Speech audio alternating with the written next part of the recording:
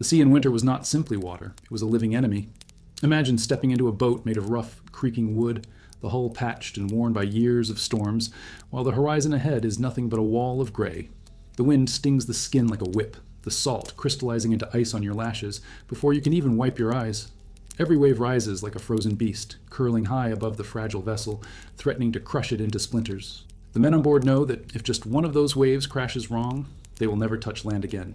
This was the daily reality for medieval fishermen who dared to leave the safety of the shore when the world was locked in ice. The sea itself would seem to mock them. Water froze along the edges of the boat, adding dangerous weight and making the vessel harder to control. The spray of the ocean, usually refreshing in summer, became a curse in winter. It coated the boat and the men in a glassy armor of frost that made even simple tasks nearly impossible. Oars became slick and stiff in their hands. Ropes turned into stiff iron cables, and every breath felt like inhaling shards of ice. These men weren't fighting just to catch fish. They were fighting against the very elements that sought to kill them. If you made it this far into the story, don't forget to subscribe to the channel so you never miss the next chapter. And tell me in the comments, what time is it right now in your house as you're watching this? I want to know who's here with me, day or night, walking through this journey. Legends from northern villages tell of boats locked into ice sheets only a few miles from shore. Men would be forced to abandon them, clambering across the frozen surface, dragging nets and supplies with hands that were already numb beyond feeling. Some made it back, but others disappeared beneath the ice when cracks opened without warning. Their bodies were rarely recovered, leaving families to stare out at the endless sea, waiting for faces that would never return. The fear of the ocean swallowing whole crews lingered in every household, and yet hunger was stronger than fear. The sound of those journeys was unforgettable. The groan of wood straining against waves mixed with the violent crash of water that felt as heavy as stone. Each impact threatened to split the boat apart, and men clung to the edges with white-knuckled desperation. The cries of gulls overhead only deepened the cruelty of the moment, as the birds circled, knowing that if the sea claimed its prey, they would be the first to feast on floating bodies. Even silence was terrifying. When the waves calmed, it wasn't peace. It was the sea pulling back, preparing to strike harder, and the men never relaxed because they knew better than to trust calm waters in winter. Clothing offered little protection. Fishermen wrapped themselves in layers of wool soaked with seawater within minutes, their garments freezing solid against their skin. Every movement tore at their flesh as if they wore armor lined with knives. Fingers stiffened until they could no longer grip tools, and the bitter cold would burn as cruelly as fire. There are accounts of men pressing their frozen hands under their arms or against their stomachs just to keep them attached to their bodies, knowing frostbite could claim them before they even reached the fishing grounds. The sea did not wait until the return to strike. It punished them from the very moment the boat left the harbor. The horizon, instead of offering hope, was a sentence. There was no blue sky to chase, only a curtain of steel-gray clouds that swallowed all light. The fishermen rowed or set their sails into that gloom, their faces locked in grim determination, knowing that each league farther meant another step into the jaws of death. Even the air betrayed them, freezing inside their nostrils and making their lungs ache with every breath. Coughs tore through their throats, and more than one fisherman drowned not from waves, but from collapsing on deck, too weak to fight both the sea and the sickness spreading through his body. The sea in those times did not forgive mistakes. A single slip on the frozen deck could send a man overboard. Once in the water, there was no rescue. The cold paralyzed limbs in seconds, and the body became a lifeless weight dragged beneath the surface before a rope could even be thrown. Survivors would swear they could still hear the muffled cries beneath the waves, but the truth was harsher. The sea claimed the unlucky silently, without ceremony. The boat continued forward, the men forced to work as if nothing had happened, because hesitation meant more death. And yet they went back, again and again, not out of bravery, but because they had no choice. Hunger in medieval winters was a sharper killer than the sea. Villages depended on the fishermen's catch, not just for food, but for survival through the months when crops withered and animals starved. A family might wait on the shore, their fires dying low, their children's bellies empty, and the only hope rested on whether the men in the boats could wrestle enough life out of the merciless ocean. Every wave was not just a threat, it was a wall between survival and starvation. It is almost impossible for us to imagine now, but for them, the ocean was both executioner and provider. They hated it, they feared it, but they also bowed to it, begging for just enough mercy to return with their lives and a few fish. The sound of the sea haunted them even on land, roaring in their ears at night, reminding them that tomorrow it would demand more from them. And every man knew that someday it would take everything. The ropes were not just tools, they were tormentors. In the freezing bite of medieval winters, ropes made of coarse hemp stiffened into something closer to iron than fiber. To pull them, to hold them, was to grip pain itself. Fishermen's hands cracked open under the pressure, the skin splitting in long, deep cuts that stung with salt water like open flames. Blood mixed with frost, and the fibers of the rope embedded into flesh until palms looked more like torn leather than living skin. The men wrapped their hands in scraps of cloth, but the dampness made bandages useless within minutes, leaving raw skin exposed again and again. Every knot tied, every net hauled, carved another mark on the body, as if the sea itself demanded payment in flesh for every fish it released. The worst moments came when nets were pulled back heavy with catch, or worse, heavy with nothing but ice. The ropes tore deeper into already ruined palms, and men would groan through gritted teeth, too afraid to let go. To release their grip meant the net would be lost, and with it, the only chance to feed their families waiting on shore. Survival left no room for hesitation. A man might feel the rope slice his skin down to muscle, but he held on, his jaw locked, knowing his children's hunger was greater than his pain. It was not uncommon for men to return with fingers wrapped in strips of their own clothing, bones fractured from the relentless tension. And yet, when dawn came, those same hands reached for the ropes again, as if chained by duty stronger than iron. Fishermen often developed permanent deformities. The constant strain bent their fingers into claws, joints swollen and twisted, unable to ever fully open or close again. Even on land, they could not escape the ghost of the ropes. Their hands trembled uncontrollably, skin so calloused that touch lost its meaning. A child's face, a wife's embrace, became sensations dulled by years of brutal labor. And still, those hands were the lifeline of entire villages. Without them, there was no food, no trade, no survival. The ropes broke men down, but they also tethered whole communities to the possibility of life through winter. There are tales of men who lost parts of themselves not to the sea, but to the ropes. Fingers crushed, nails ripped out, even hands amputated after festering wounds turned black with infection. Medieval medicine offered little hope. A man who returned with a mangled hand might have it cut off by a local healer using nothing more than a heated blade, the screams echoing through the night. The next morning, if he lived, he was no longer a fisherman, but a burden, unable to grip, unable to row, cast aside by a trade that demanded 2 working hands or none at all. The ropes not only injured, they decided who was worthy to stand among men and who was left behind. And yet, strangely, the ropes also symbolized resilience. Many fishermen developed techniques to wrap them around their forearms, letting bone take the strain when flesh could not. Others soaked their hands in brine or ash to toughen skin, preparing them for the inevitable torture of the sea. It was a quiet kind of ingenuity, born not of innovation but of desperation. A boy learning the trade was judged not by his strength or his courage, but by how quickly his hands bled and how long he could keep working despite it. Fathers would look at their sons' torn palms with a grim nod, as if the blood was proof of their initiation into manhood. Pain was not avoided, it was inherited. In the silence of the night, when the sea grew calm, men stared at their hands lit only by the faint glow of lanterns. Every cut told a story, every scar was a ledger of what the ocean had taken. Some scars healed into raised ridges, hard as rope themselves. Others never closed, oozing and burning for months until infection turned the skin black. Yet the fishermen did not curse their ropes out loud. To do so felt like tempting fate, as if the sea might hear their complaint and punish them further. Instead, they endured in silence, lips pressed shut, the only sound the creak of timber and the endless hiss of waves. And for all the agony of handling ropes, there was an even crueler irony. Sometimes, after hours of backbreaking labor, pulling and tugging with flesh torn open, the nets came up nearly empty. A few scrawny fish, half frozen and barely alive, not nearly enough to justify the blood spilled. Men would stare at their shredded hands and feel the weight of futility heavier than the ropes themselves. To suffer so much for almost nothing planted despair deep inside them. Yet still they worked on, because the chance of something more was always better than the certainty of starvation. The ropes taught them a brutal lesson. That effort did not always guarantee reward, but without effort, there was nothing at all. Those ropes left more than physical wounds. They carved themselves into memory. Old fishermen who survived long enough to retire often sat by the shore, staring at the horizon, rubbing the ghost of pain from hands that no longer held nets. They would tell stories of winters where ropes froze so solid they cracked like wood, where men's palms were flayed to the bone, where the only thing keeping them alive was the refusal to let go. And as their voices broke, younger men listened, glancing at their own hands, already scarred, already claimed by the same unbreakable cycle. The ropes were a cruel teacher, but they prepared the men for what awaited them next. For if torn hands were not enough to break their spirit, the sea had other ways of testing their endurance. It was not only the men who suffered, even the fish themselves became part of this endless struggle, for the battle did not end when they were pulled from the water. The next hardship was already waiting, and it began with the cruel reality of how quickly the catch could turn from lifeline to loss. The cruelest irony of the medieval winter sea was not only the suffering of the men, but what became of the very prize they risked their lives to claim. Fish, the lifeline of villages, was both treasure and torment. On the open waters, when the nets were finally dragged aboard and the catch flopped helplessly on the frozen deck, the men felt a fleeting surge of triumph.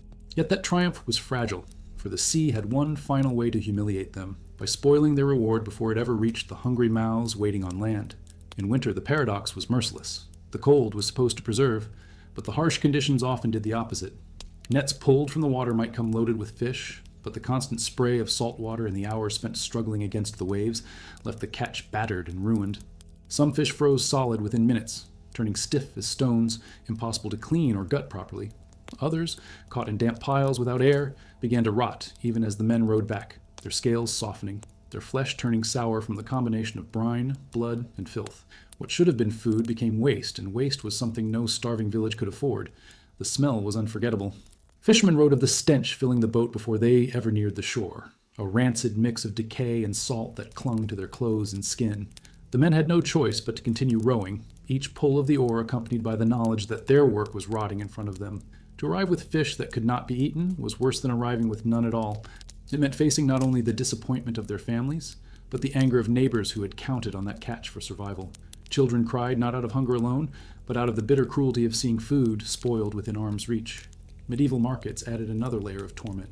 For those who managed to bring their catch in time, the competition was fierce. Fish that showed even the faintest signs of decay, dull eyes, a strange odor, softened flesh, were rejected by buyers or sold at humiliatingly low prices. The fisherman's body might be torn by ropes and his soul broken by storms, but he was forced to stand in the market square, his basket of fish unsold, watching others profit while he carried the shame of failure home. His hands bled, his back ached, yet all his suffering was erased by the simple fact that nature had undone his labor. Villages developed desperate methods to preserve the catch, but winter often mocked these efforts. Salting was the most common technique, but salt itself was costly, often worth more than the fish it was supposed to save. Some fishermen resorted to smoking fish on hastily built fires near the shore, but the damp, icy winds often made fires sputter out before the job was done. Others buried their catch in snow, hoping the cold would hold back decay, only to find later that the flesh had turned watery and foul. These improvisations sometimes worked, but more often they failed, leaving families with nothing but spoiled remains and the bitter memory of wasted effort. The loss of fish was not just an economic tragedy, it was a spiritual wound. Medieval people often believed that spoiled catches were punishments from God, signs of sin within the village or proof of divine anger. Priests would lecture the men, telling them to confess, to pray harder, to fast, as if hunger had not already gnawed them thin. Some men knelt in frozen chapels after days at sea, begging forgiveness not for what they had done, but for what they had failed to bring home. The rotting fish became symbols of shame, proof that no matter how hard they fought, the sea and heaven itself seemed aligned against them. There are recorded stories of fishermen throwing spoiled fish back into the ocean with curses, their voices cracking with fury, tears freezing on their cheeks. To them, it felt like betrayal. The same sea that had nearly claimed their lives also robbed them of the little they had managed to win. They would watch the carcasses float away, devoured by gulls and scavengers, and wonder why men were forced to suffer while birds feasted so easily. Some believed the sea demanded sacrifice, that the spoiled fish were offerings to keep worse disasters at bay. Others, more bitter, spat on the water, whispering that the ocean was nothing more than a graveyard for both men and their hopes. And yet, the cycle never stopped. Hunger forced them back into their boats, back into the ropes that tore their hands and the storms that threatened to sink them. Because even a chance at fresh fish was better than surrendering to certain starvation. Every spoiled catch was a scar on memory, but also a cruel reminder that next time, perhaps, the sea would give just enough. That single hope kept them alive, even as despair crept through their veins like frost. But the risk of spoiled fish was only part of the torment. Even if the catch survived the journey home, the sea itself was always waiting to claim more than it gave. A sudden storm, a cracked hull, a gust of wind at the wrong moment, these could erase not just the fish, but the men themselves. And for every basket of ruined catch, there were also empty boats that never returned at all, leaving their families staring at the horizon, praying for silhouettes that would never appear. The rotting fish on the deck were cruel, but they were nothing compared to the greater terror that awaited with every departure. Every time a fisherman stepped into his boat during the medieval winter, he knew he was gambling with his life. The sea was not simply a workplace, it was a judge and an executioner. Of the smallest mistake, a single crack in the wood or a sudden shift in the wind, could drag an entire crew beneath the waves. Shipwreck was not an occasional tragedy, it was an ever-present shadow, waiting to strike without warning. The men rowed out not with certainty, but with resignation, carrying the knowledge that each voyage might be their last. The boats themselves were fragile things, more suited for calm rivers than for winter seas. Built from planks, hastily nailed and sealed with pitch, they groaned with every wave, their seams leaking constantly. The fishermen were forced to scoop water out with buckets, their arms aching as much from bailing as from rowing. In storms, the waves smashed against the sides like hammers, shaking the vessel until it seemed impossible that wood could withstand another blow. Sometimes it didn't. The hull split, water rushed in, and men had only seconds before the ocean claimed them. Survivors spoke of the sound of a boat breaking apart as if it were a scream, a last cry before silence swallowed everything. Even when the boats held, the sea played tricks with them. Massive waves towered above the deck, walls of black water that blotted out the sky. When they crashed down, they flattened men against the planks, tearing nets, breaking ribs, sweeping the unlucky overboard. And once a man fell into the sea, he was gone. The water was too cold to swim, the waves too violent to rescue. Some men clawed at the surface for moments, their eyes wide with terror before vanishing under the foam. Others were never seen again, their names whispered in prayers as families lit candles for souls the sea had devoured whole. Navigation itself was a constant gamble. There were no compasses in the hands of poor fishermen, no maps drawn with accuracy. They steered by stars and memory, but in the endless gray of winter even the sky betrayed them. Fog rolled in thick as wool, swallowing coastlines, leaving the men disoriented, rowing blindly while waves dragged them farther out. Boats drifted for days, supplies dwindling, until desperation forced the men to drink seawater or chew on raw fish just to stave off death. Many never found their way back, their wrecks scattered across jagged rocks, their families left forever, staring at empty horizons. And it was not only storms or fog that doomed them. Ice itself became an enemy. Sheets of frozen water cracked against the hull, tearing holes into the wood as if the sea had grown teeth. Sharp blocks of ice floated just beneath the surface, invisible until the boat struck them and shuddered violently. The men cursed as they scrambled to patch the leaks with rags and tar, their hands already bleeding from ropes and cold. Every collision felt like the sea was testing them, probing for weaknesses, waiting for the moment when wood and will would finally give way. Shipwrecks were not always dramatic. Sometimes they began quietly with a small leak in the hull, ignored at first, then worsening with each mile. The boat grew heavier, sinking lower until the men realized too late that they were doomed. In those moments, panic erupted. Some prayed aloud, others screamed orders, some simply stared into the dark waves that crept higher and higher over the edges. The sea did not need violence to kill. It could drown them slowly, with steady, merciless certainty. Villages lived with these losses like scars. Entire families disappeared when a single boat failed to return. Mothers stood on the cliffs, clutching shawls against the icy wind, searching for sails that never appeared. Children were left fatherless, homes empty of food, the silence broken only by the roar of waves that seemed to mock their grief. In some towns, makeshift memorials stood near the shore, piles of stones marked with names of men who had vanished. The sea was both provider and graveyard, and the line between the two was terrifyingly thin. And yet, for all this, fishermen still launched their boats. Hunger drove them where reason would not.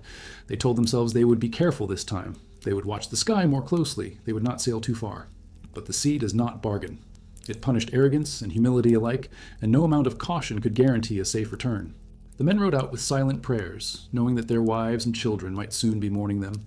Superstition grew around shipwrecks, adding another layer of fear. Some fishermen swore that drowned men returned as spirits haunting the waves, pulling at nets, whispering in the roar of the surf. Others carried charms carved from bone or wood, convinced that only magic could protect them from the sea's appetite. When a storm rose suddenly, men crossed themselves, muttering names of saints, hoping to buy a little mercy.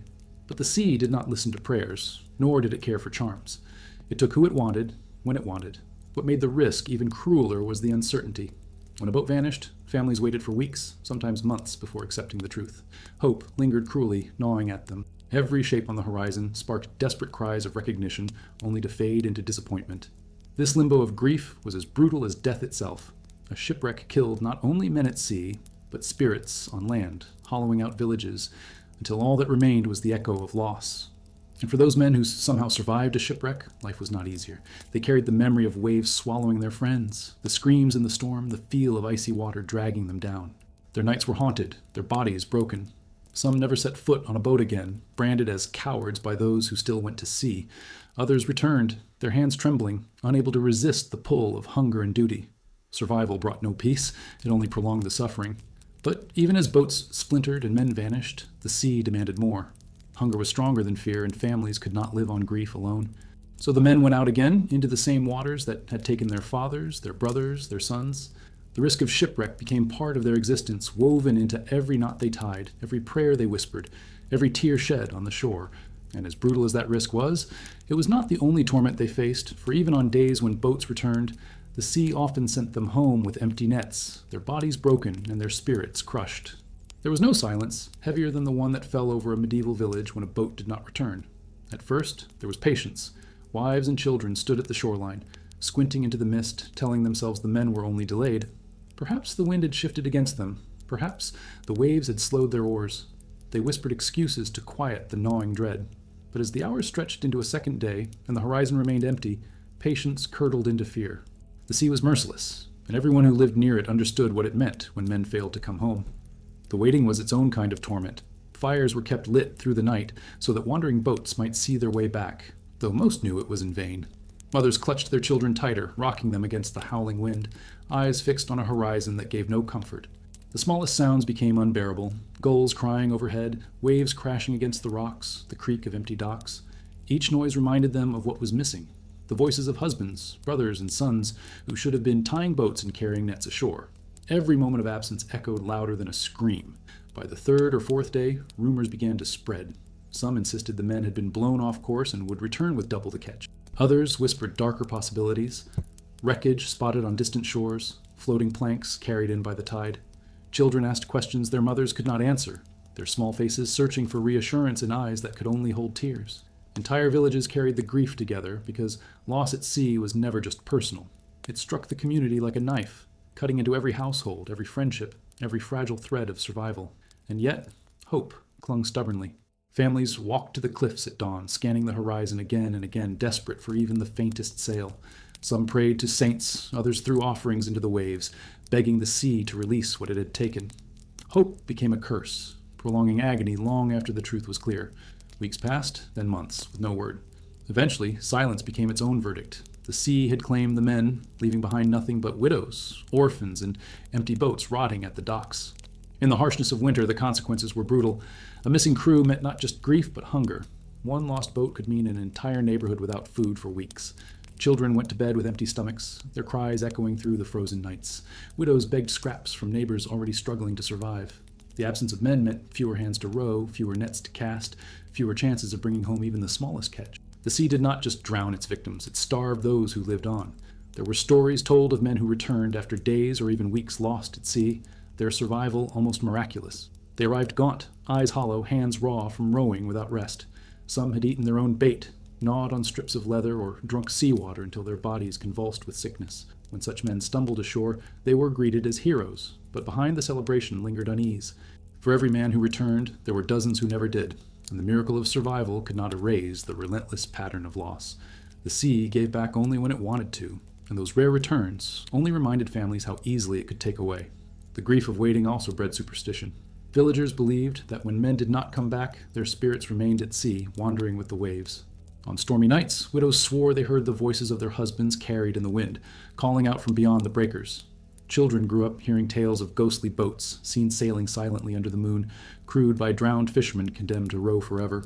These stories brought a strange comfort, for they gave form to the loss, allowing families to imagine their loved ones still existing somewhere, even if trapped in the sea's cold embrace.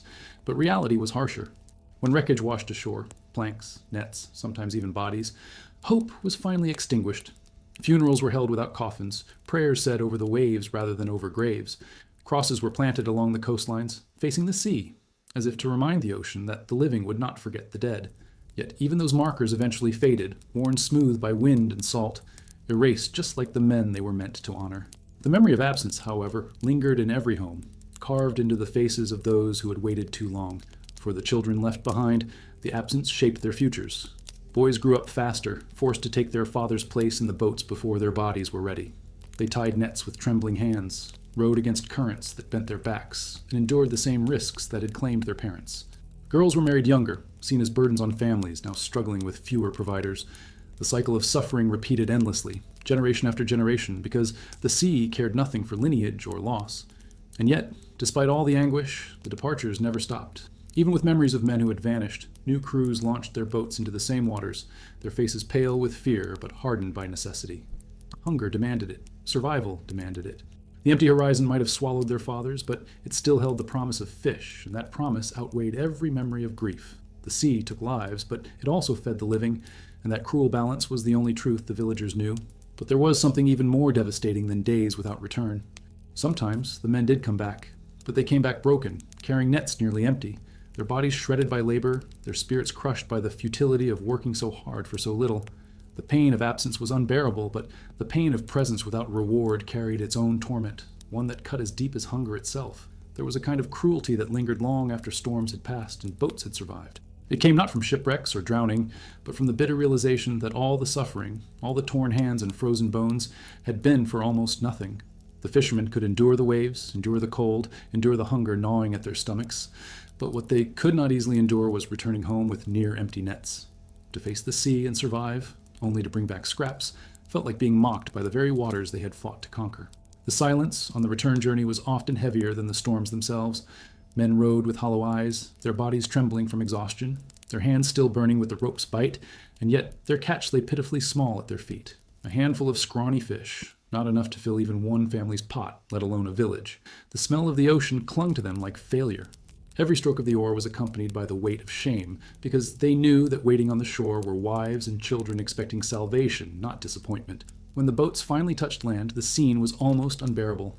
Women rushed forward, eyes bright with hope, only for their faces to collapse into despair at the sight of the meager catch. Children peered into baskets that should have overflowed with silver scales, but instead held only emptiness. The fishermen avoided their gazes, lowering their heads as if guilty of a crime they had no power to prevent. Hunger twisted into anger, and in hushed voices families argued about who would eat and who would go without. That quiet bitterness spread through this village like smoke, suffocating even those who had not gone to sea. The futility of these voyages scarred the men more deeply than wounds ever could. A broken finger might heal, frostbite might leave scars, but the shame of returning with nothing ate into the soul. They carried it into their homes, sitting silently by fires they could not fuel, staring at empty bowls as their children cried. The sea had spared them, but it had stripped them of dignity, reducing them to hollow shells who questioned whether their lives had any worth at all. Some muttered that it might have been better to drown than to return alive with so little, for at least death offered an end to failure. Yet still they went back, again and again, because surrender was not an option. Hunger was relentless, and even a single fish was better than none. But each failure deepened the cracks in their spirit. They began to fear not just storms, but the possibility of another fruitless return. The ocean no longer seemed simply dangerous. It seemed deceitful, luring them out with promises of abundance only to laugh as it sent them home empty-handed. This sense of betrayal hardened their faces, made their prayers sharper and their tempers shorter. Even among brothers, even among friends, arguments broke out in the boats. Some blamed poor navigation, others accused each other of laziness, while deep down they all knew the truth.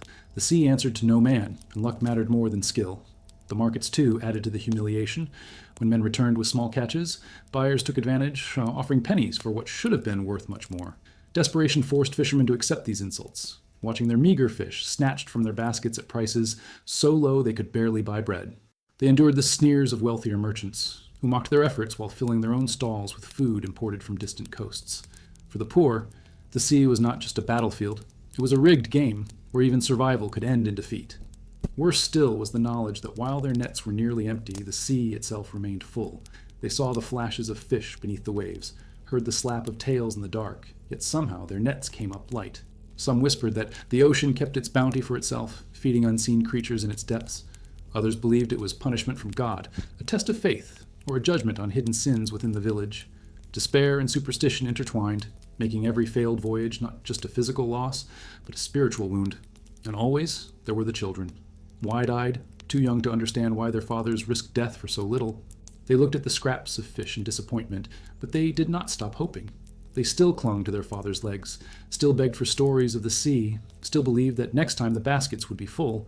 Their innocence was both a blessing and a curse, giving the men strength to go on, while reminding them of how far they were falling short.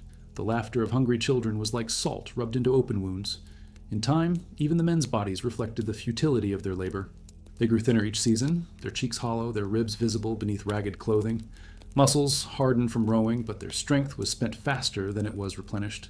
They became walking contradictions, bodies carved by labor yet weakened by hunger, men who looked powerful yet were powerless before the will of the sea. And still, with every dawn, they pushed their battered boats back into the surf because to stay on land meant surrender, and surrender was death. The tragedy of working so hard for almost nothing was that it blurred the line between survival and despair. Each voyage became a question without an answer. Would the sea feed them, or would it mock them again? Families counted on them, the village demanded of them. and the ocean cared nothing for them. It was a cycle with no escape, where effort and sacrifice could vanish in a single tide. And yet, beneath all that exhaustion, a grim truth lingered. Sometimes the ocean's cruelty was preferable to what awaited on land, where lords and taxes and obligations drained them further, proving that the hardships of the sea were only half their battle. Even when the sea reluctantly gave up its bounty and the fishermen returned alive with enough catch to fill their baskets, another predator was waiting for them on land. Hunger was not their only enemy. Lords, tax collectors, and church officials stood like vultures at the edge of the shore, eager to take their share before the fish ever reached the mouths of the families who needed it most. For the medieval fishermen, survival was not guaranteed by conquering the ocean. It also depended on navigating the suffocating grip of authority on land. The first hands to reach into the catch were rarely those of the fisherman himself. Local lords demanded tribute from every haul, a tax not measured by gold, but by the very fish the men had nearly died to catch.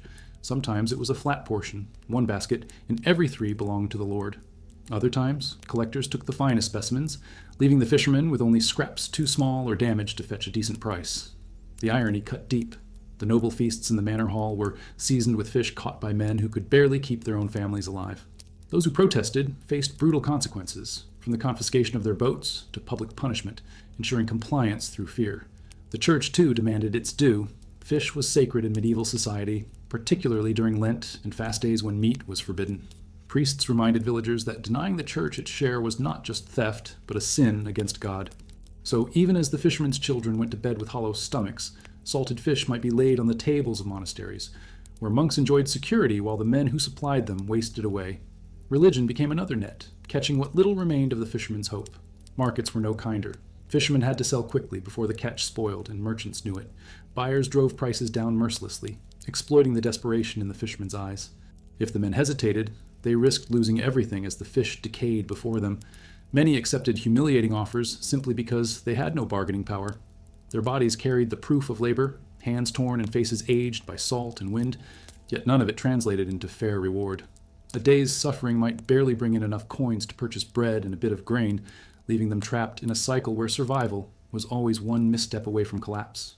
This exploitation did more than starve the men. It hollowed out entire communities. Villages built around the sea should have prospered. Yet they remained poor, their homes sagging, their children clothed in rags. The wealth of the ocean flowed upward, enriching castles and monasteries, while those who braved death on the waves were left with nothing. The sea had already marked them with scars, but the system of power on land finished the job, turning resilience into resignation. The men rowed out knowing that even if they returned with full nets, much of what they caught would never belong to them. Superstitions began to grow in response to this double burden of sea and land. Some whispered that the ocean itself was angry because too much of its bounty was stolen by greedy lords. Others believed that misfortune at sea was punishment for failing to give enough to the church. These beliefs deepened the cycle of fear, binding fishermen not only to natural forces, but also to the invisible chains of guilt and obligation. In their eyes, the world itself seemed rigged against them, an endless trial where every path led to suffering. Yet there were moments of quiet defiance. Some men hid part of their catch, burying fish in sand along the shore or smuggling them home under layers of nets. Families shared these stolen meals in secret, their joy mixed with fear of discovery. Children remembered these rare feasts as treasures, proof that their father's sacrifice had not been entirely in vain. But such acts were dangerous. If discovered, the punishment could be severe: loss of the boat, imprisonment, or worse. The risk of rebellion was nearly as great as the risk of the sea. The exploitation of fishermen mirrored a larger truth of medieval life. No matter how hard peasants worked, the fruits of their labor were always taken by those above them. The fishermen, however, bore a double weight. They faced death on the waves and injustice on land, fighting 2 battles every day of their lives. To row out into the storm knowing that much of the reward would be stolen was a cruelty almost greater than the cold itself. And yet they endured, because endurance was the only weapon they had left. But even endurance has its limits. Men worn down by years of this relentless struggle often aged before their time, their backs bent, their spirits broken. Some slipped quietly into despair, refusing to go back to sea, abandoning their families to starvation rather than continue the endless cycle of sacrifice and theft. Others drowned themselves in ale when they could afford it, numbing the ache of futility. The strongest carried on, but each voyage stripped something from them: strength, dignity, hope, until only the habit of survival remained. And through it all, the sea loomed, waiting. If the men thought the land was cruel, the water always reminded them that it could be worse. Exploitation on shore robbed them slowly, but the ocean could take everything in a single breath, The men walked between these two punishments daily, their lives suspended in a balance that never tipped toward mercy. They had survived storms, spoiled fish, and empty nets, only to be devoured by the greed of those who never touched the water. And even as they endured that theft, another torment was waiting, the betrayal of their own bodies, which broke down under the relentless weight of cold, hunger, and labor, leaving them too weak to fight either sea or land. The sea carved its marks not only on the soul of the fisherman, but on his body, chiseling away at him piece by piece until he was a shadow of the man who had first set sail. The brutal cold of medieval winters, the ceaseless strain of pulling nets, and the hunger that stalked every household worked together like conspirators, breaking men long before their time. A fisherman might survive the storm, dodge shipwreck, and even endure the crushing injustice of taxes and lords, but his own body often betrayed him in the end. The first signs appeared in the hands. Roughened by salt, stiffened by rope burns, they became claw-like, frozen into shapes that could no longer fully open or close. Knuckles swelled, nails split, and joints ground together with every movement, a pain so constant it was simply folded into daily life. Fingers went numb in the icy spray, only to flare back with burning agony as the blood returned, leaving men shaking violently on the deck. Some never felt that return. Frostbite blackened their fingertips, spreading until the flesh had to be cut away, often with a dull knife and no more medicine than a prayer. Those who survived wore their stumps like badges of survival, reminders that the sea always collected a toll. The back was next to break. Hauling nets heavy with ice and fish bent men into crooked shapes, their spines grinding beneath the weight. What began as soreness at the end of a long day grew into a permanent hunch, each vertebra compressed by years of strain. By their 30s, many fishermen moved like old men, their steps slow, their bodies bent, their strength fading long before their will. Some collapsed on the shore, unable to rise, their families forced to drag them inside where they lay shivering, too broken to return to the boats but too poor to stop working. The sea left no space for retirement. Their lungs carried the weight of the sea as well. Breathing icy air mixed with salt and smoke from wet fires filled their chests with sickness. Chronic coughs tore through the villages, echoing louder than church bells. Men spat blood, their ribs rattling as if the ocean had lodged itself inside them. Some wasted away with what we would now call pneumonia or tuberculosis, though in their world, these illnesses were simply known as the sea's breath. Death crept quietly into their homes, often striking them down not on the water, but in their beds, leaving their families to starve just as surely as if the waves had swallowed them whole. Eyes, too, suffered under the endless glare of gray skies and sea spray. Salt burned vision, cold winds scarred the corneas, and the constant strain of staring at horizons left many men half blind. Stories tell of fishermen who could no longer see the sails of their own boats, forced to rely on younger men to guide them. Yet even half blind, they still went out, refusing to surrender, and gripping ropes they could barely feel, staring into mists that had stolen both their sight and their peace. Perhaps the cruelest injury was hunger itself. The men burned more energy than they could consume, rowing for hours, hauling nets, fighting waves, all on empty stomachs. Their bodies devoured themselves, muscle shrinking, ribs protruding, leaving them gaunt and hollow. Even when fish were plentiful, much of it went to lords, markets, or preservation for winter, leaving fishermen themselves gnawing on scraps. Malnutrition stunted their children and weakened their wives, but it also broke the men at sea, robbing them of the strength they needed most. A starving fisherman was a doomed fisherman, too weak to haul nets, too weak to row, too weak to fight when the sea demanded everything. And yet, what makes their suffering even more haunting is how normalized it became. Pain was expected, sickness inevitable. Young boys entering the trade were told that their bodies would not last, that their youth would be gone by 30, that they would be lucky to see 40. It was not cruelty that delivered this warning. It was honesty. A fisherman's life was a bargain with death, and his body was the first currency spent. Every scar, every limp, every cough was a reminder that the sea was not just outside them, it was inside them, eroding them from within. Still, they pressed on. A man who could no longer stand straight still found a way to row. One who had lost fingers still learned to grip with what remained.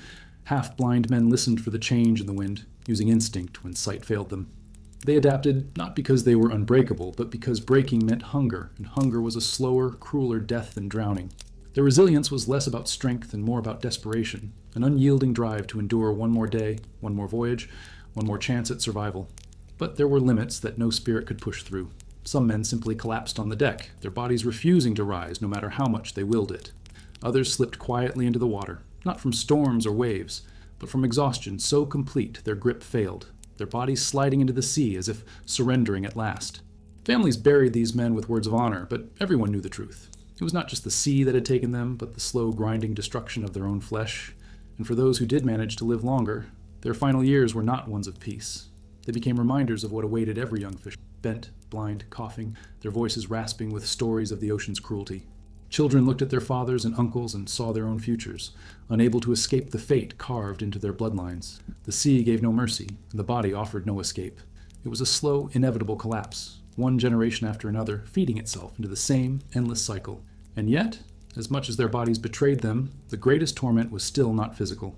The sea broke bones and lungs and hands, but it also broke something deeper, the spirit of men who saw their labor stolen, their families starving, and their children condemned to repeat the same path. For even when the flesh gave way, it was despair that finished the job, and despair was a darkness as deep and merciless as the ocean itself. Despair was the shadow that followed fishermen even after they had stepped off their boats. The sea might have spared their bodies for the day, but it was their minds it haunted long into the night. In the medieval winter, the boundary between sea and land was thin, the waves echoed in their ears, the creak of the boat followed them into sleep, and the bitter taste of salt lingered on their tongues no matter how much ale they drank. It was not only muscles that broke under the weight of fishing, it was the spirit which bent and cracked under an unending cycle of fear, shame, and futility. The first wound of the mind came from anticipation.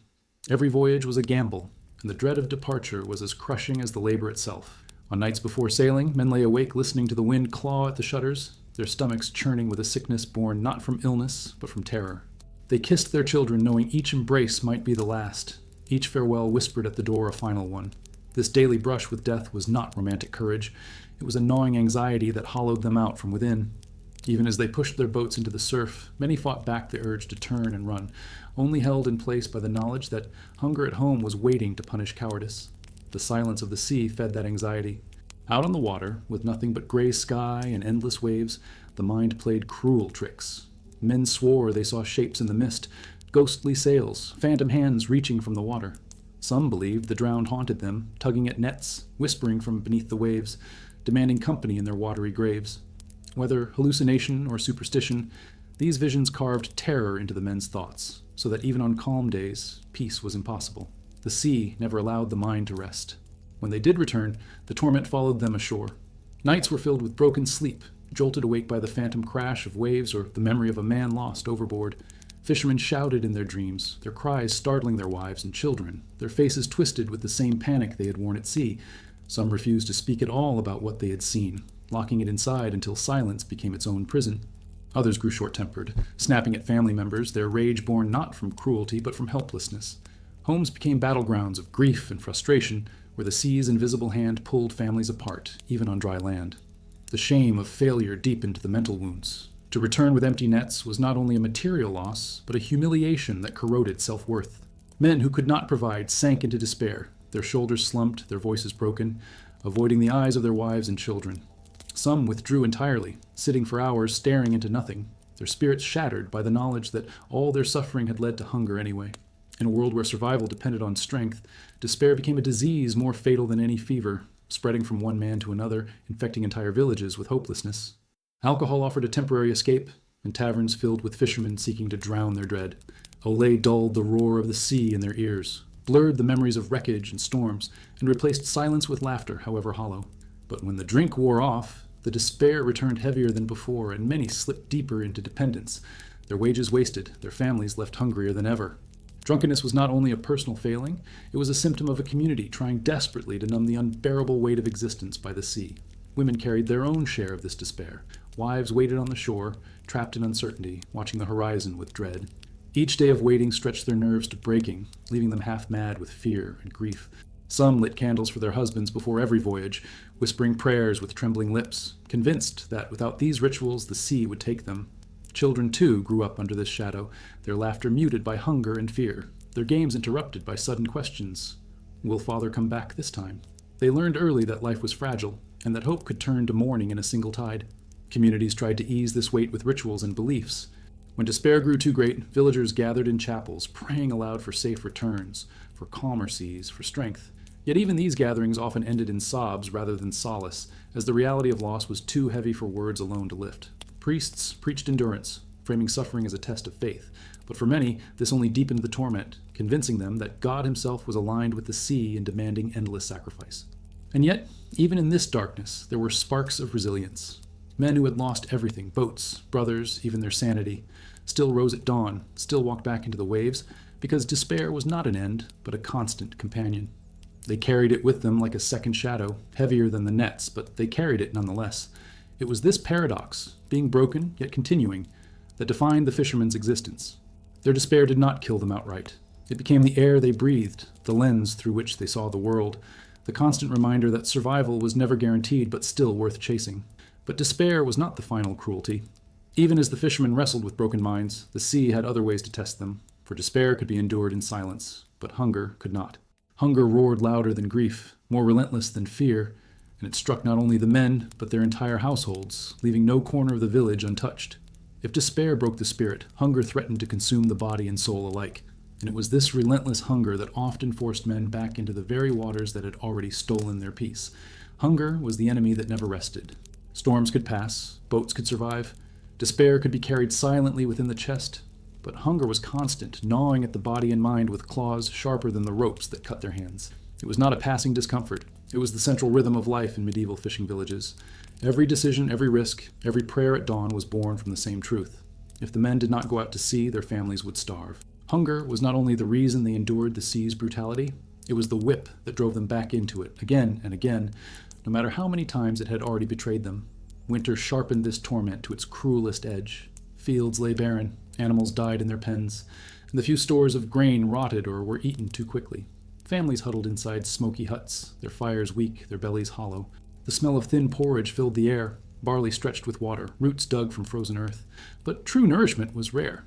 Children cried through the night, their ribs pressing against pale skin, their lips cracked from thirst and cold. Mothers tried to silence their wails with lullabies, but songs could not quiet the rumble of empty stomachs. The walls of every home seemed to echo with the same sound, the slow, unrelenting growl of starvation. The fishermen carried the heaviest burden of this hunger because it was their labor that determined whether their families ate or not. Every time a man rode into the sea, he felt the hollow ache in his gut, not only as his own pain, but as the weight of his children's survival. Some took to eating scraps of raw fish while still on the boat, unable to wait until they reached the shore. Others chewed on leather or rope fibers, desperate to trick their stomachs into believing they had eaten something. By the time they reached home, what little they brought was often divided into portions, so small it left no one satisfied, only slightly less empty. Hunger was never silenced. It was only delayed for a day. Markets revealed the cruelty of hunger most clearly. A fisherman might carry his catch with pride, thinking for once his family would feast, only to watch the best of it taken by lords or merchants. What remained barely filled a basket, and when divided among wife, children, and perhaps even grandparents under the same roof, it vanished in minutes. Hunger did not allow for dignity. Men licked their fingers clean, women gnawed on fish bones, children fought over scraps of skin and scales. Even the dogs of the village grew gaunt, their howls blending with the cries of children. Entire communities shrank together, thin and desperate, bound by the same gnawing emptiness. Superstition was fed by this hunger as much as the body was starved. Villagers whispered that famine was a punishment for sins left unconfessed, that the sea withheld its bounty because of pride or hidden guilt. Some offered fish to the church before feeding their own families, hoping the sacrifice would soften God's anger. Others blamed witches, muttering that curses had turned their nets empty. Desperation made people turn on one another, suspicion festering as fiercely as hunger itself. The bonds of community, already frayed by grief and despair, often snapped under the weight of starvation. Children bore the cruelest scars of hunger. Their growth stunted, their bones brittle. They were forced to work too young, their thin bodies already weakened by years of malnutrition. They learned to live with hunger as their first memory, carrying it with them into adulthood. Some did not survive the winters at all, their graves dug shallow in frozen ground, their deaths accepted with a grim nod as part of life by the sea. For the survivors, hunger was not just a phase of childhood, but the shape of their entire existence, an inheritance passed down through generations like the scars of rope and salt. And yet, hunger was also what gave the men their endurance. It sharpened their desperation into a kind of resilience that no storm could completely extinguish. They rode not because they believed they would succeed, but because to do nothing was unthinkable. Even the smallest chance of feeding their families was worth the risk of death. Hunger burned inside them like a fire that would not go out, pushing them into the waves even when despair told them to give up. It was not hope that kept them alive. It was the fear of hearing their children cry again at night with nothing to eat. But hunger also eroded the mind. Men dreamed of food they could not have, of feasts they would never taste. They woke with the phantom sensation of chewing, only to find their mouths dry and empty. Women grew bitter, their patience worn thin, their eyes hollow as they watched their families waste away. Quarrels erupted in homes over crumbs, voices raised, hands striking in frustration. Hunger turned love into conflict, faith into doubt. and endurance into exhaustion. It was a slow violence that consumed not only the body, but the very bonds that held families together. The cruelest truth of hunger was that it was never fully defeated. Even in years when the catch was good, when bellies were briefly full and fires burned bright, everyone knew it was temporary. Winter always returned, storms always rose, and the nets always risked coming up empty again. Hunger lurked just beyond the horizon, waiting like the sea itself, inevitable and merciless. This knowledge weighed heavier than the emptiness of the stomach. It shaped the fishermen's lives, teaching them that no victory was permanent, no feast without its shadow. And yet, as much as hunger defined their existence, it was not the only shadow they lived under. For alongside hunger came another torment, the grief of loss itself. If hunger consumed the living, grief devoured the memory of the dead, and in villages where boats so often failed to return, mourning was a constant companion.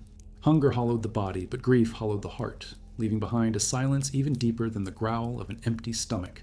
Grief was the one companion the fishermen's families could never cast away. The sea did not just take men in sudden violence. It left behind widows, children, and whole villages bound together by mourning that never truly ended. Loss was not rare. It was expected. Every family carried it like a curse, and every winter deepened the tally of names whispered in prayers, carved into wooden crosses, and etched into the silence of homes that had grown colder in more ways than one. When a boat did not return, the grief began with waiting. Wives stood at the shoreline, shielding their eyes against the bitter wind, searching for sails that would never appear. The first day was filled with denial, the second with fear, the third with despair. And yet, weeks later, some still waited. Children asked where their fathers had gone, their voices too innocent to understand that the sea gave no returns. Mothers had no answers, only tears, holding their little ones as though their embrace alone could shield them from the emptiness that was now their inheritance. Funerals were often conducted without bodies. The sea claimed its dead so thoroughly that families were left with nothing tangible to bury. Priests blessed the waves, women wept into the wind, and crosses were planted in the sand facing the horizon. These makeshift graves carried more weight than stone, because they were not markers of rest, but of absence. Villages lined their coasts with these silent memorials, each one a reminder that the ocean never stopped feeding itself with human lives.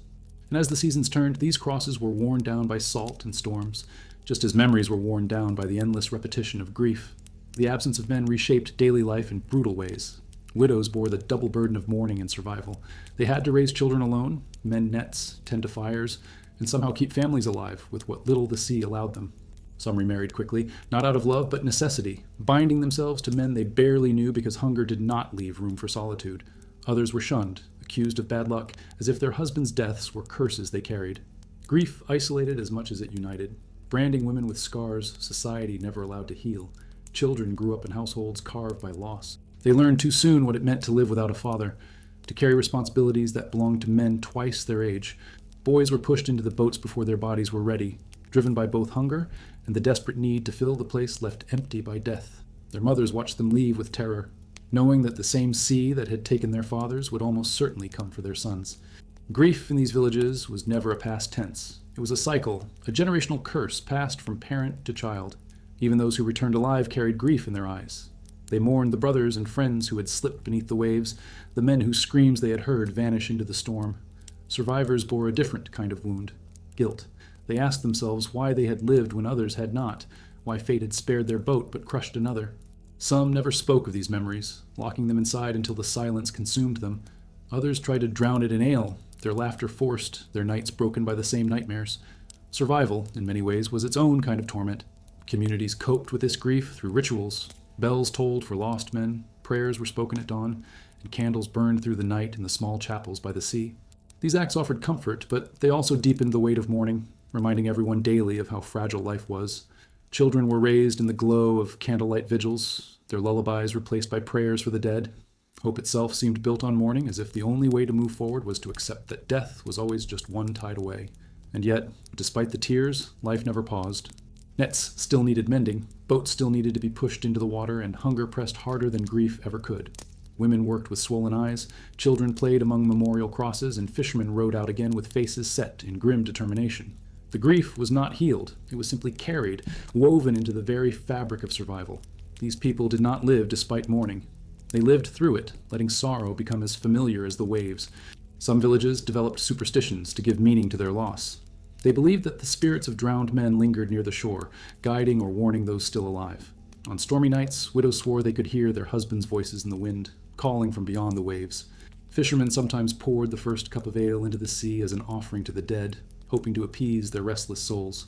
These beliefs were not just traditions, they were coping mechanisms, a way of taming grief that might otherwise crush them entirely. But the hardest truth was that grief never truly ended. It aged people before their time, hollowed their faces, stole their laughter. Villages became quieter each season, their songs softer, their stories darker. Children grew up with loss as their teacher, learning early that the sea demanded more than it ever gave. This endless mourning was as much a part of life as hunger and labor, and it bound the community in a shared silence that never lifted. And still, even in the deepest grief, the men returned to the water. They rode into the same waves that had swallowed their fathers, their brothers, their friends, because grief was heavy, but hunger was heavier still. They lived in a world where death was certain, but starvation was certain faster. And so the cycle of mourning continued, one generation after another feeding its tears into the sea. Yet grief was not the final cruelty. Beyond hunger, beyond despair, beyond loss itself, there was still the unrelenting weight of fear, the knowledge that every voyage carried death in its shadow, that each wave was a dice roll, that the sea's hunger was infinite. And that fear was not left at sea. It crawled ashore, lived in their homes, and settled into their bones, ensuring that even in moments of calm, the storm was never far away. Fear was the invisible net that bound every fisherman long before he ever touched the water. It was in the air he breathed, in the silence of his home, in the restless twitch of his hands at night. Unlike hunger or grief, which showed themselves openly in gaunt faces and swollen eyes, fear was quieter, but it was everywhere, lingering like a fog that never lifted. It haunted not only the men who rode into the sea, but also the families who stood on shore, knowing that each goodbye might be a final one. In medieval fishing villages, fear was not a passing emotion. It was a way of life. It began before dawn, in the moments of preparation. The men rose from beds of straw, their breath visible in the frigid air, their bodies stiff with cold and fatigue. Every movement carried hesitation, as if their muscles resisted what their minds commanded. As they stepped outside, the darkness pressed down on them, broken only by the faint glow of lanterns swaying in the wind. They heard the sea before they saw it, the endless roar of waves colliding with rocks, the hiss of spray carried inland. Each sound was a reminder that they were about to face something stronger, larger, and far more merciless than themselves. Fear also lived in the small details. The way hands trembled as ropes were coiled, the way men glanced at the horizon, searching for clouds that might signal an approaching storm, the way they whispered prayers under their breath, words muttered too softly to be heard, as if speaking them aloud would make them real. Superstitions grew from this fear, never setting sail after hearing a dog howl, never whistling on a boat lest it summon the wind, never mentioning death by name before departure. These rituals were not mere habits. They were lifelines, attempts to cage fear with tradition, to impose some sense of control over the uncontrollable. The families left behind felt this fear just as acutely. Wives kissed their husbands with tight lips, holding back tears, knowing tears would only deepen the dread. Children clung to their father's legs, sensing the heaviness even if they did not fully understand it. Once the boats slipped into the mist, silence fell over the shore. Women went about their chores in nervous haste, glancing often at the sea as though it might suddenly spit their men back in pieces. Fear hung over the entire village like a storm cloud that never broke, and it aged everyone, leaving no heart untouched. Out on the water, fear sharpened with every passing hour. The sea was unpredictable, and even when it looked calm, the men knew that death could rise from nowhere. A sudden shift of wind could turn the sails against them.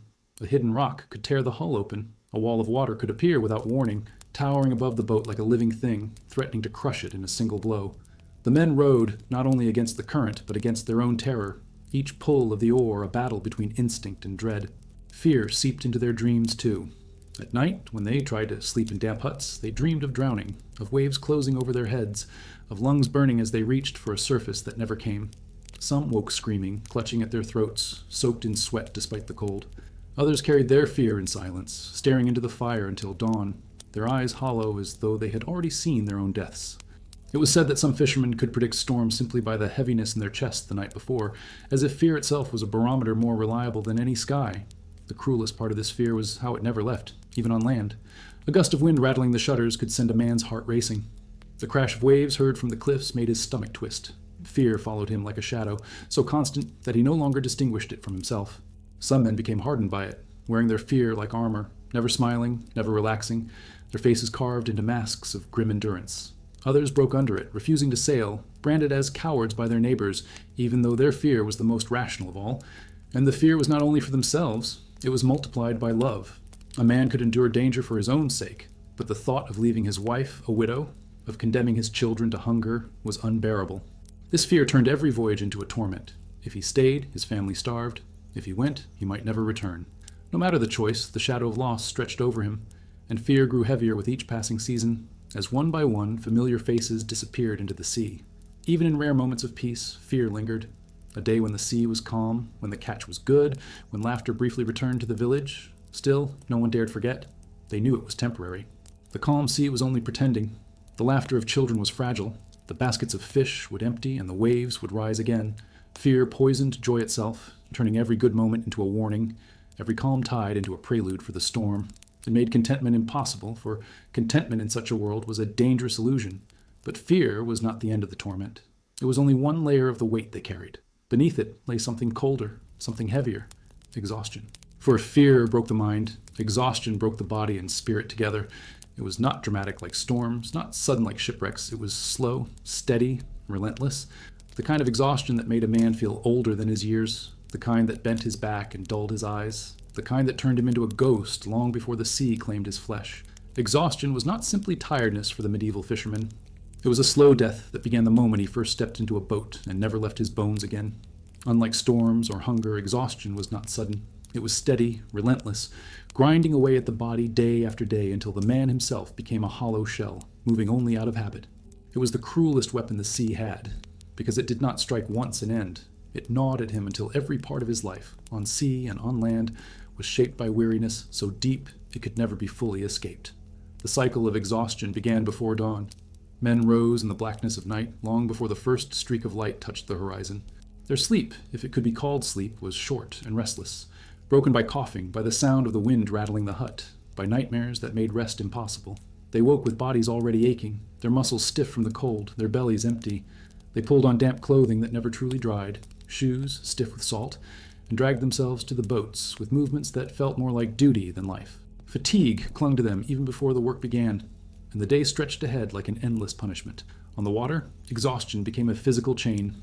Rowing against the current drained the arms, hauling nets shredded the back, and balancing on slippery decks demanded constant focus. Every task was heavier in winter, when ropes froze solid and the sea fought harder against them. Men learned to move through pain as though it were another element of the job. Shoulders burned, fingers trembled, eyes stung with salt, and still they pushed forward, because pausing even for a breath could mean losing the net, the catch, the boat itself. Exhaustion was not something they could escape. It was something they had to carry like ballast, knowing that without it they could not survive. This fatigue seeped into the smallest moments. Men nodded off while standing, their heads jerking violently awake when a wave struck.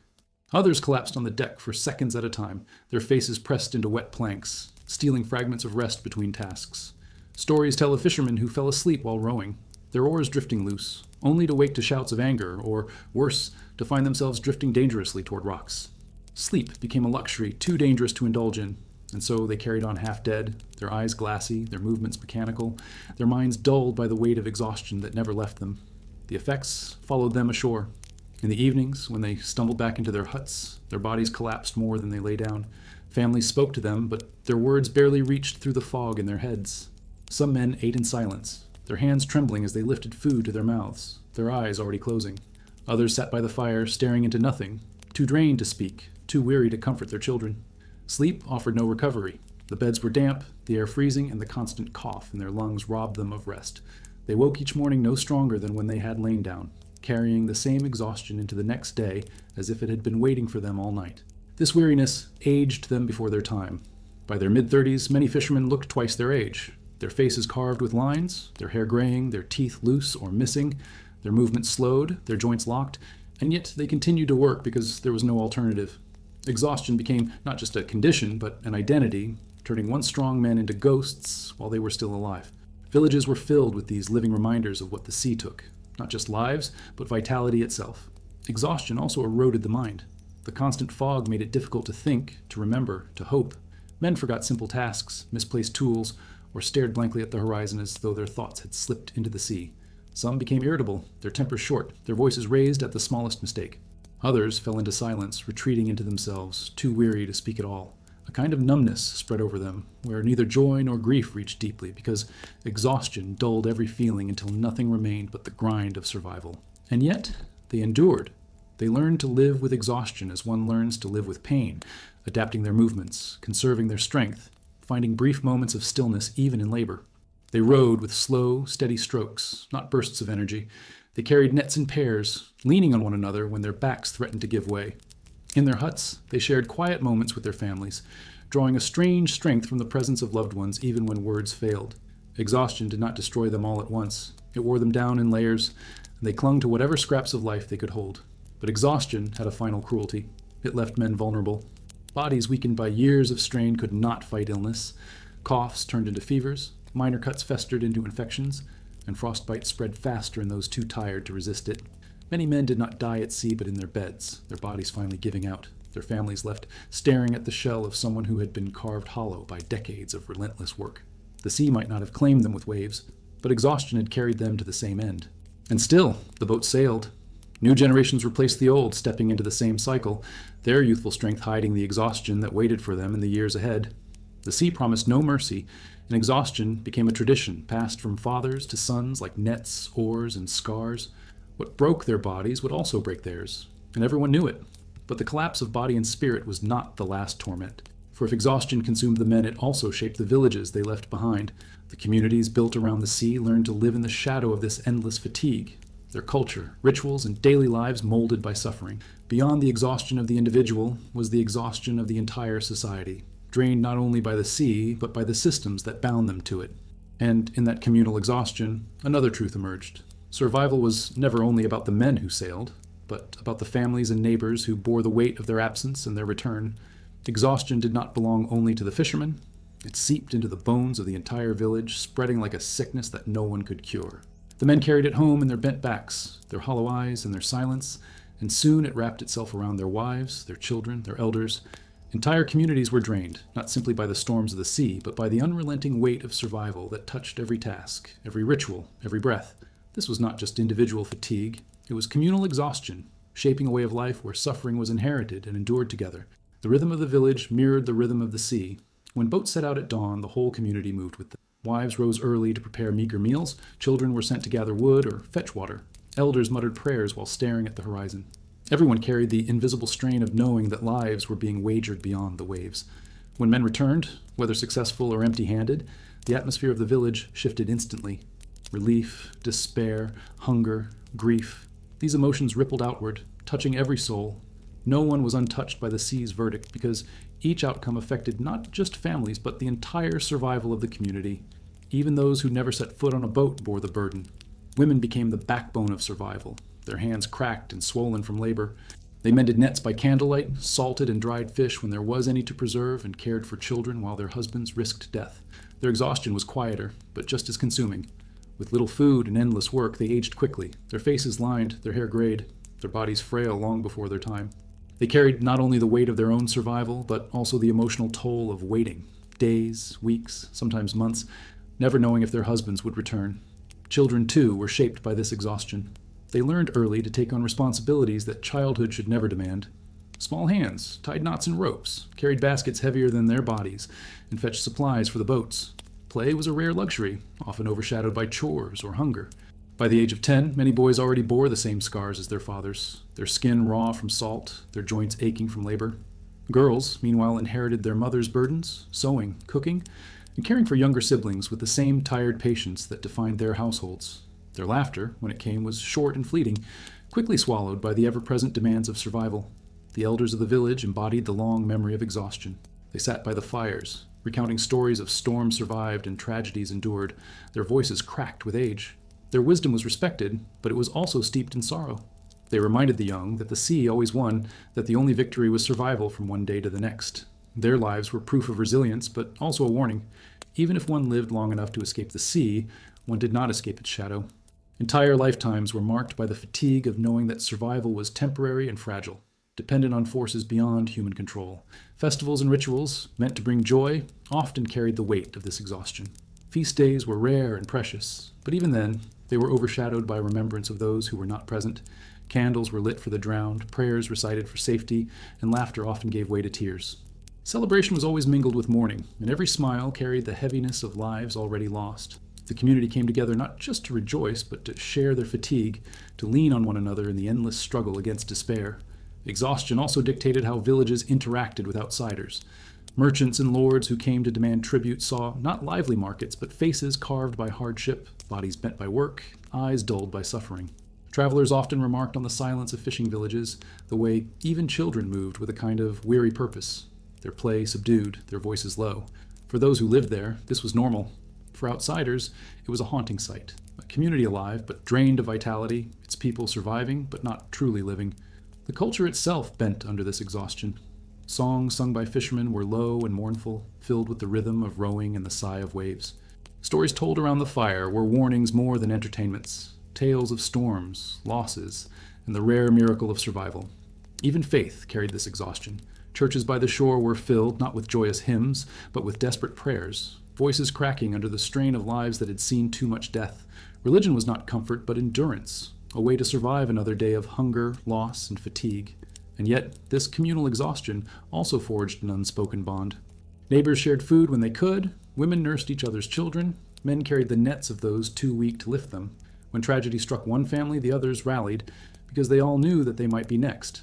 Exhaustion stripped away pride and pretenses, leaving only the raw truth that survival depended on unity. It was a fragile strength, born not of abundance but of scarcity, and it kept communities alive even when hope seemed absent. But no matter how tightly villages held together, exhaustion always lingered in the background, whispering that life was nothing but an endless cycle of hunger, labor, and grief. It dulled their joy, it shortened their lives, and it shaped their culture into one of endurance rather than flourishing. Survival became not just a goal, but an identity. To live by the sea was to accept exhaustion as a permanent companion, one that stretched across generations, never loosening its grip. And yet, beyond even this communal fatigue, another truth loomed darker still. Exhaustion could be endured when shared, hunger could be borne when divided, grief could be softened when carried together. But the sea itself, the endless, merciless sea, remained beyond their reach, beyond their control, beyond their understanding. The greatest weight was not simply what they carried, but what the sea demanded of them without ever promising to give back. The community was bound not only by exhaustion, but by reverence and fear for the sea itself, the final judge, the eternal master of their fate. The sea was not just a setting in the life of a medieval fisherman. It was the ultimate judge, the silent master that presided over every choice, every breath, every heartbeat. Landlords and priests might demand their portion. Hunger might drive men forward. Grief might hollow them from within. But in the end, it was the sea that decided everything. It chose who returned home, who was swallowed whole, and who would carry scars that never healed. No man, no matter how skilled, no village, no matter how united, could claim victory over it. The ocean was eternal, and the fishermen were nothing more than shadows flickering briefly against its vastness. Every departure was a trial before this judge. The fishermen pushed their boats into the surf with a kind of ritual silence, aware that they were entering a court where no plea would be heard. The sea did not care about their prayers, their tears, their hunger, or their families. It weighed them without compassion, offering life to some and death to others, its verdict delivered through storms, waves, or simply the stillness of empty nets. Each voyage was like stepping into a courtroom where the sentence had already been written, though none could know if it was execution or reprieve until the journey was done. The sea's power was not only in its violence, but in its indifference. Storms might rage, waves might tear boats apart, yet on calm days the sea was just as cruel. It could stretch endlessly under a gray sky, silent and empty, giving nothing to the nets, forcing men to row back with hollow baskets and heavier hearts. Death was not the only punishment the sea delivered. Sometimes it chose humiliation, reminding fishermen that survival did not guarantee sustenance. This indifference made the sea even more terrifying, because one could not predict whether it would kill outright or simply erode a man slowly until he had nothing left. Superstition grew from this recognition of the sea as judge. Villagers spoke of it as a living being, an ancient force that had to be respected and feared. Some called it the graveyard of men, others the mouth of God, others still a beast that demanded offerings of flesh and blood. Rituals were performed to appease it. Coins tossed into the waves, fish set aside as sacrifices, candles lit on the shore before departure.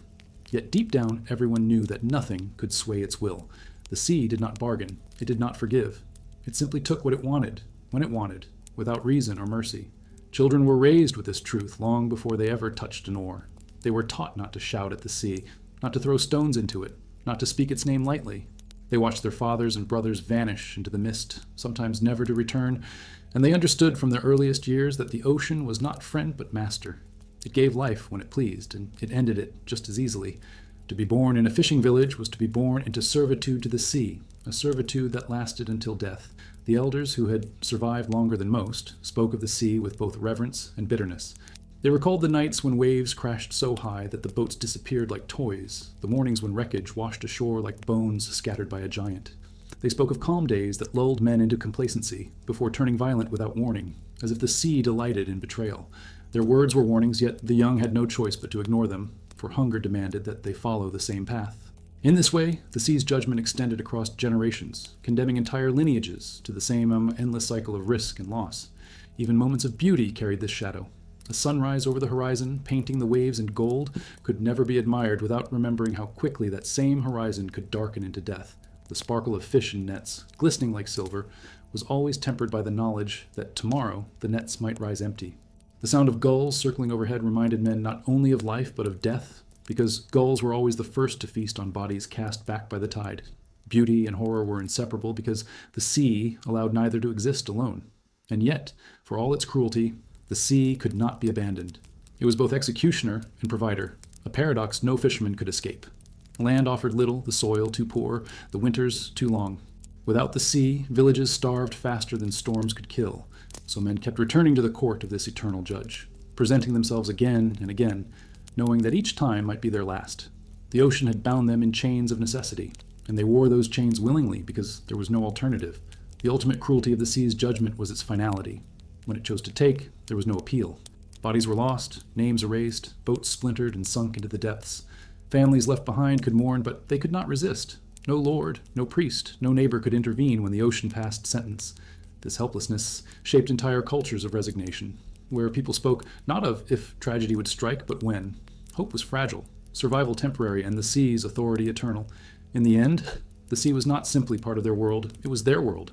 It dictated their labor, their hunger, their grief, their rituals, their culture. It shaped their bodies and broke their spirits. It united them in suffering and divided them in despair. It was the judge that ruled every fisherman's fate, and its court stretched endlessly from horizon to horizon. The men might struggle, pray, endure, and resist, but the sea always had the final word, and that final word was rarely mercy. For every dawn that brought them back alive, there was always the certainty that one day the sea would claim them. It was not a question of if, but when. The fishermen lived not in defiance of this truth, but in surrender to it, carrying on with the grim knowledge that their lives were already written in the waves. The sea was judge, jury, and executioner, and every life in the village was nothing more than a fleeting sentence carried out beneath its endless gaze.